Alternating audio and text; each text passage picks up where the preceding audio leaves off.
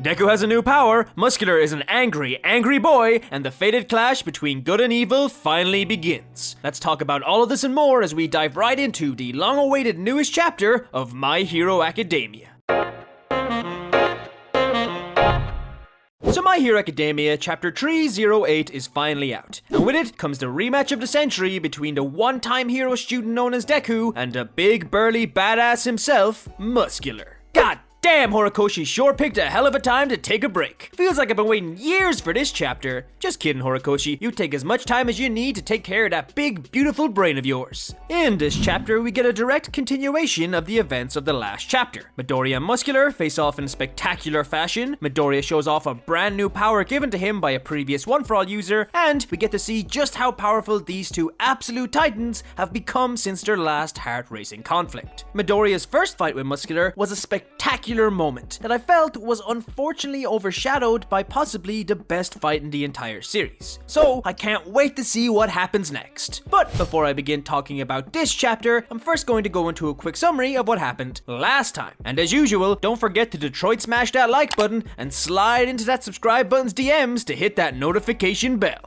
In the last chapter, the story followed the two lovebirds of Ketsubutsu Academy, Yoshindo and Tatami Nakagame. Now for those of you who don't remember, Shindo is the black-haired Deku-looking ass ground shaky boy, and Tatami is the sassy blonde-haired girl whose power is this. Watch out, Endeavor, you got a new contender for number 1. The story follows these two third-year hero students on their mission to bring a group of civilian refugees who have taken up a stronghold inside of a building to a designated safe zone. However, upon meeting up with said civilians, our two young heroes are berated and quickly kicked out of the premises as the civilians feel they are much safer on their own than with anyone who calls themselves a hero. In case you've forgotten, since the whole Endeavor and Dabi incident got revealed to the public, heroes don't seem to have the same godly status for which they once held. After taking that big L, Shindo and Tatami begin to leave the area. But unfortunately for them, like Lucifer himself plummeting from the heavens above, the villain Muscular crashes down from the sky and challenges the two heroes to a deathmatch. Tatami chooses to withhold her godlike ability and shows Muscular mercy, because come on, we all know she could have one-shotted him easy, as she returns to the building stronghold to evacuate the civilians. As she does this, Shindo faces off against Muscular in a 1v1 fight. And then, everything goes completely wrong. The refugees refuse to run away and instead arm themselves to prepare to fight Muscular. And while putting up a decent enough fight, Shindo ultimately gets brutally beaten by the thick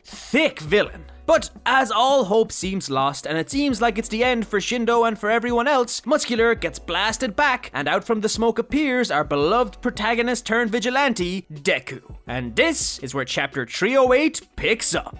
This chapter opens up directly where the last chapter left off, with Deku holding on to the broken unconscious body of Shindo as he is having a dramatic stare down with Muscular. Now I have to say, holy crap does Deku look terrifyingly awesome. I mean, just look at him. The white in his eyes have been silhouetted out just like All Might's, but in my opinion, he looks far more terrifying. He almost seems like an otherworldly being looking down on a creature he has seen for the first time and is trying to decide whether or not it's a threat. Harsh, inquisitive, yet emotionless. God, it's so cool! But this inexpressive demeanor is directly contrasted with the overly expressiveness of Muscular, who, upon seeing Midoriya and realizing who he is, lets out a scream of joy as he prepares himself for the coming conflict. Muscular tells Midoriya that ever since their first fight way back when, he just doesn't get the same satisfaction he used to when going on a rampage. All of the new heroes he crushes mean nothing to him now, as all he can do is dream about someone who can actually put up a proper fight against him, like Midoriya. And with this, Muscular places a new eye in his socket and he leaps towards Midoriya. However, to Midoriya's surprise, Muscular doesn't leap at him, but instead leaps at the building he is standing on. And then, Muscular proceeds to rip the building in half and flip it like a goddamn table. Holy crap, I forgot how powerful this guy actually was. And as he does this, he officially challenges Midoriya to a rematch. it's about damn time.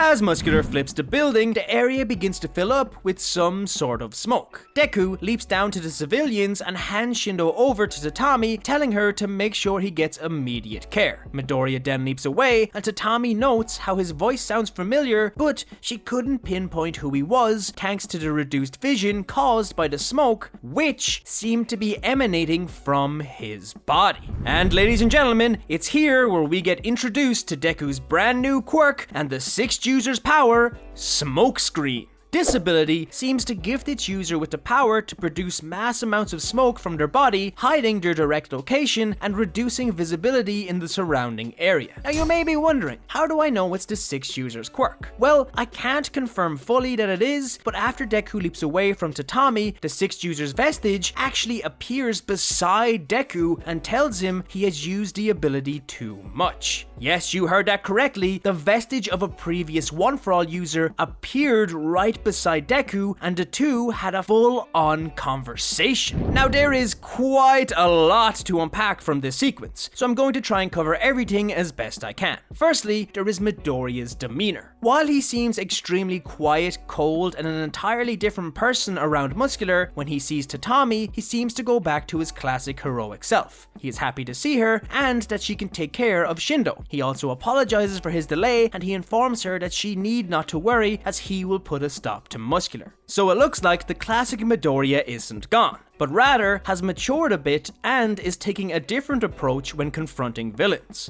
The other big thing to mention is the fact that Midoriya can now seemingly communicate with the previous users of One For All whenever he wants. This is a pretty big development that I am sure is going to be brought up a lot more as the series goes on. From the looks of it, it seems like Deku actually summoned the sixth user, as he did not appear until Deku asked the question, "Did I overdo it?" Now there are a few questions that come with this new power. Can multiple users appear and talk to Deku at once? Can Deku choose which user he sees, or do they appear at their own fruition? Can All Might talk to Deku this way? And if so, is this how they're keeping in contact with one another? And most important of which, would Deku be able to make Nana Shimura's vestige appear and talk to All Might one last time? Come on, I just want Nana to tell All Might how proud she is of him. Is that too much to ask? But anyway, as the sixth user appears and talks to Deku, he tells Deku that he relies too much on the quirks One For All has given him, and that he should think of them not as essential items, but as tools he can use to give himself the upper hand. And we get this sick image right here of all of Deku's current powers in the form of support items. Man, it really makes me wish there was a reality where Deku never got One For All, but still managed to make it into UA. Some of the best moments in the series occurred not because of Deku's power, but from his lack of power.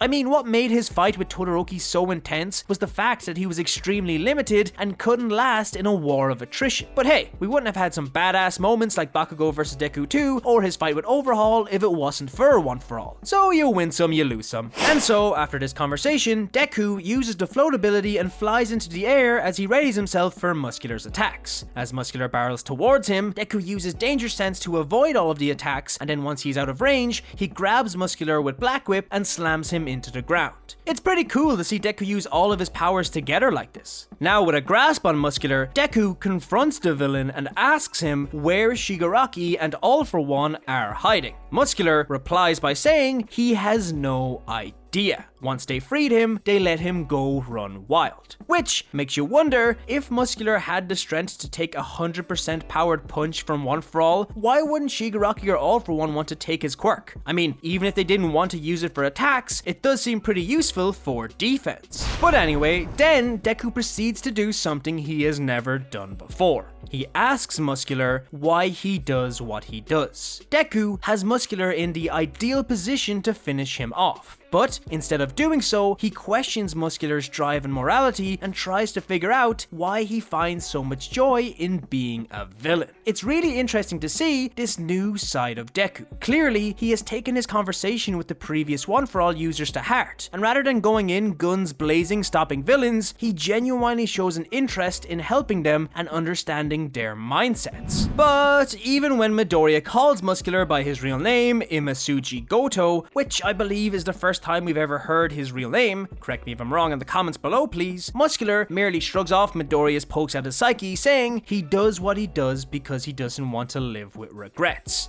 And he'd regret not being able to be pushed to his limit by fighting people like Midoriya. Man, imagine this guy fought Rappa. Now that would be a fight I'd pay to see. Now pissed that Midoriya isn't taking their fight seriously, Muscular expands even bigger and breaks out of Midoriya's black whip, and then charges at full power towards Midoriya, screaming the only thing he cares about in life is blood, guts, and the thrill of battle. Hearing these words, Midoriya thinks about how Muscular is just like Shigaraki. They have both hurt and killed countless people and have shown no remorse for their actions. But Midoriya notes that within the deepest crevices of Shigaraki's soul, there is something different. And then Midoriya readies his fist and tells Muscular that a rematch is pointless, as he thinks about Koda, the child whose parents Muscular killed.